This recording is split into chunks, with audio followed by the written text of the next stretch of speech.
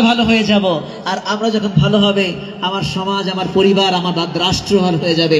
আসেন, রোজা হতে পারে সামাজিক জীবনে একটা চমৎকার একটি প্রশিক্ষণ আমাদের জন্য। আল্লাহ তাআলা তৌফিক দান করেন। সম্মানিত হাজিরিন, আমরা আধ্যাত্মিক ব্যাখ্যা থেকে জানলাম, ঈমান তাকওয়ার শিক্ষা রোজা থেকে পেলাম। সামাজিক জীবনে আমরা উন্নত আচরণ, আদর্শ নাগরিক গড়ার লক্ষ্যে রোজা আমাদের জন্য অত্যন্ত আমল ব্যবস্থাপত্র হতে পারে আমরা জানলাম। আমরা যে সুস্থতার ব্যাখ্যায় যাই, সায়েন্টিফিক ব্যাখ্যায় যদি আমরা যাই, তাহলে দেখব রমাদানুল মুবারক আল্লাহ তাআলা আমাদেরকে দিয়েছেন সুস্থ নাগরিক করার জন্য। আল্লাহ তাআলা বলেছেন, ওয়া আনতাসুমু খায়রুল লাকুম ইন কুনতুম তা'লামুন। তোমরা যদি রোজা রাখো, তোমরা দেখতে পাবে এর মধ্যে অসংখ্য কল্যাণ নিহিত রয়েছে। সূরা বাকারা আল্লাহ বলছেন, নবী সাল্লাল্লাহু আলাইহি ওয়াসাল্লাম বলেন যে ওয়ানসুমু আনতাসিহু, তোমরা রোজা রাখো, তোমরা সুস্থতা অর্জন করবে। রোজার মধ্যে অসংখ্য সুস্থতা রয়েছে, রোজার মধ্যে যদি আমরা জানতে পারি।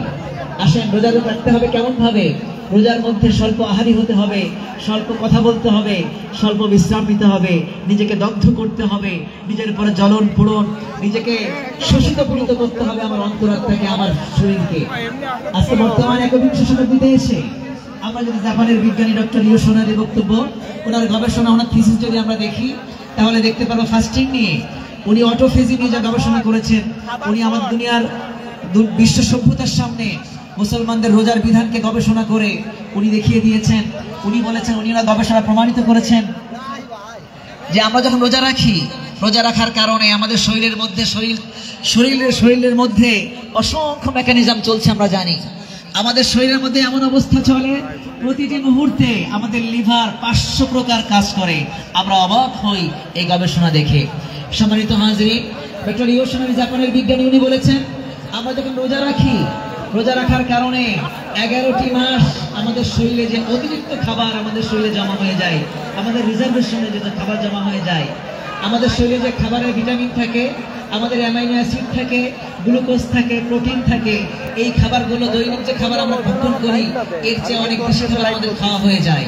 এই খাবার শরীরের মধ্যে আমাদের শরীরে জমা হয়ে যায়, রিজার্ভে থেকে যায়। 11টি মাস পরে এই রিজার্ভে যে খাবার শরীর থেকে যায়, জমা হয়ে যায়, এটি কিছু সময় 11 মাস পরে এক্সপায়ার শেষ হয়ে যায়, এক্সপায়ার ডেট শেষ হয়ে যায়, তখন আমাদের শরীরে এটা রোগ বাসা বাঁধা শুরু করে। এই জন্য উনি ওনার গবেষণায় বলেছেন, যখন আমরা রোজা রাখি 11 মাস পরে, সারাদিন না খেয়ে থাকার কারণে আমাদের শরীরের এই খাবার যে অতিরিক্ত যে খাবার 11 মাস জমা হয়ে গেল, এটি শরীরে শোষণ করে আমাদের শরীরের মধ্যে টেনে নিয়ে যায়, তখন আমরা রোগমুক্ত হয়ে যাই। যদি রোজা না রাখা হয়, তাহলে এক্সপায়ার হয় যে খাদ্য পদার্থগুলি, এগুলো জমা হয়ে আমাদের শরীরে রোগের বাসা বাঁধে। একটি গবেষণায় প্রমাণ করেছেন। এরপরে উনি বলেছেন যে আমাদের রোজা রাখার কারণে শরীরে 2 ধরনের কোষ সৃষ্টি হয়। এক ধরনের কোষ দুর্বল হয়ে যায়, এক ধরনের কোষ সবল হয়ে যায়। সবল শক্তিশালী কোষগুলি দুর্বল কোষকে খেয়ে ফেলে, আর দুর্বল কোষগুলি নিঃশেষ হয়ে যায়, আর সবল সেলগুলি আরো শক্তিশালী হয়ে যায়, আমরা আরো শক্তি হয়ে যাই। আমরা এই গবেষণা দ্বারা আমরা দেখতে পাই, নবী সাল্লাল্লাহু আলাইহি ওয়াসাল্লামের এই কথা যে তোমরা রোজা রাখো, তোমরা সুস্থতা অর্জন করবে। আমরা রোজা রাখতে হবে, রোজার হক আদায় করে স্বল্প আহার হয়ে রোজা রাখতে হবে। তাহলে আমাদের একদিকে আত্মা শান্তি হবে, আমাদের ঈমান শান্তি হবে, আমাদের আচরণ সুন্দর হবে, আমরা সুস্থতা অর্জন করব। এর মধ্যে দিয়ে আমরা শিক্ষা, সামাজিক শিক্ষা, সুস্থতার শিক্ষা আমরা অর্জন করতে পারবো। আল্লাহ তাআলা আমাদের সকলকে তৌফিক দান করেন। এই রমাদান আমাদের কল্যাণের হোক, এই ইফতার মাহফিল আমাদের জন্য সম্প্রীতির হোক, সহবন্ধনের হোক, সহমর্মিতার হোক, সকলের জন্য আমরা কাজ করবো।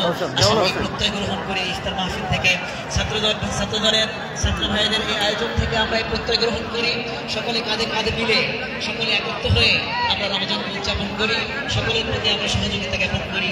এই হলো আমাদের শিক্ষা। আল্লাহ তাআলা আমাদের সকলকে তৌফিক দান করেন। এখন দোয়া হবে, আমরা সকলে দোয়া করি। ইয়া ওয়াসিউল ফাদলি ওয়াফিলি, ইয়া ওয়াসিউল ফাদলি ওয়াফিলি, ইয়া ওয়াসিউল ফাদলি ওয়াফিলি, ইয়া ওয়াসিউল ফাদলি ওয়াফিলি। اللهم صل وسلم وبارك على محمد وعلى ال سيدنا محمد وبارك وسلم. اللهم صل على محمد وعلى ال سيدنا محمد وبارك وسلم. اللهم صل على محمد وانزله المقعد المقرب عندك يوم القيامة. جزا الله عنا محمدا ما هو أهله.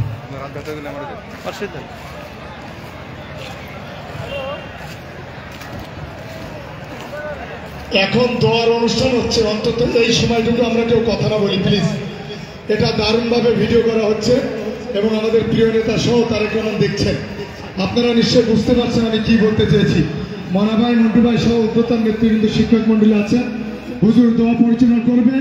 দয়া করে, পর্যাপ্ত খাবার আছে, আমরা দোয়ার পরিচালনার সময় কেউ কথা বলবো না। আমাদের উপাধ্যক্ষ মহোদয় স্যার আছেন, স্যার একটু কথা বলবেন, এরপর আমরা দোয়া করবো ইনশাআল্লাহ।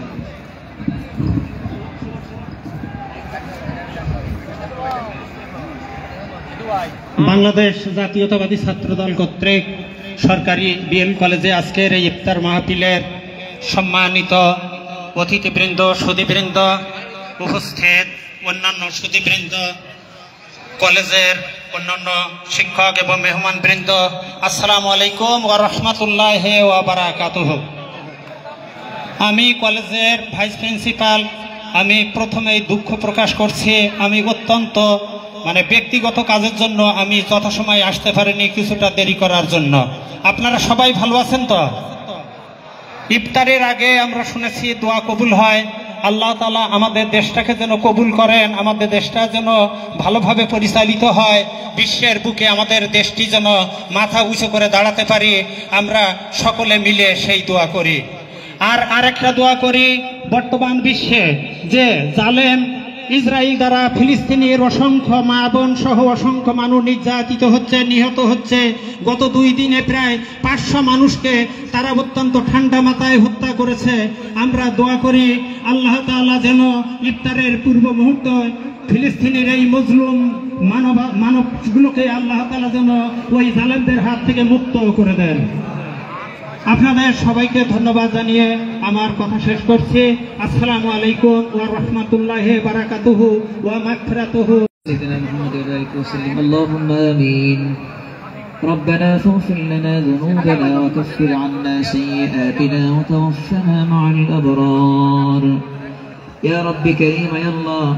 21তম রমাদানে বাংলাদেশ জাতীয়তাবাদী ছাত্রদল সরকারি প্রজ্বলন কলেজ ছাত্র ভাইদের পক্ষ থেকে আয়োজিত আল্লাহ তাআলা এই গণ ইফতার মাহফিলে যারা উপস্থিত হয়েছেন তাদের সকলকে তুমি কবুল করে নাও। আল্লাহ আমাদের রোজা, আমাদের ইফতার, আমাদের তারাবির, সেহরি সহ সমস্ত আমলকে তুমি কবুল করে নাও। আল্লাহ তাআলা ছাত্র ভাইদের এই গণ ইফতারে যারা অংশগ্রহণ করেছেন আল্লাহ তাদের সকলকে মাগফিরাত করে দাও।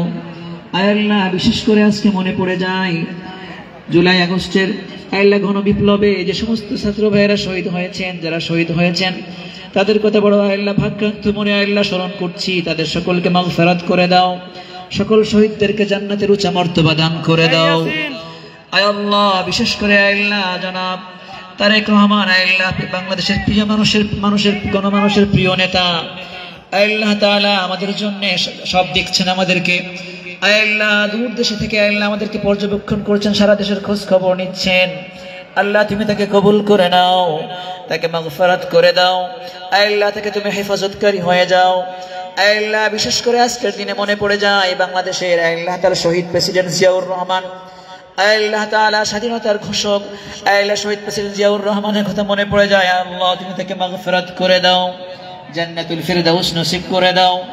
আল্লাহ তার সন্তান আরাফাত রহমান কোকো ভাই আল্লাহ তুমি তাকে মাগফিরাত করে দাও। আয় আল্লাহ বাংলাদেশের বারবার নির্বাচিত প্রধানমন্ত্রী আল্লাহ জননেত্রী আল্লাহ তাআলা গণমানুষের প্রিয় নেতা, সকলের প্রিয় মানুষ আল্লাহ বেগম খালেদা জিয়া আল্লাহ অসুস্থ অবস্থায় রয়েছেন, রমাদানুল মুবারক চলছে। আল্লাহ ইফতারের পূর্ব মুহূর্তে আল্লাহ সুপারিশ করছি মাহবুব তুমি দাও। আল্লাহ বাংলাদেশের বারবার নির্বাচিত প্রধানমন্ত্রীকে তুমি সুস্থতার নিয়ামত দান করে দাও। আল্লাহ সুস্থ করে আল্লাহ গণমানুষের মধ্যে আবার ফিরিয়ে দাও।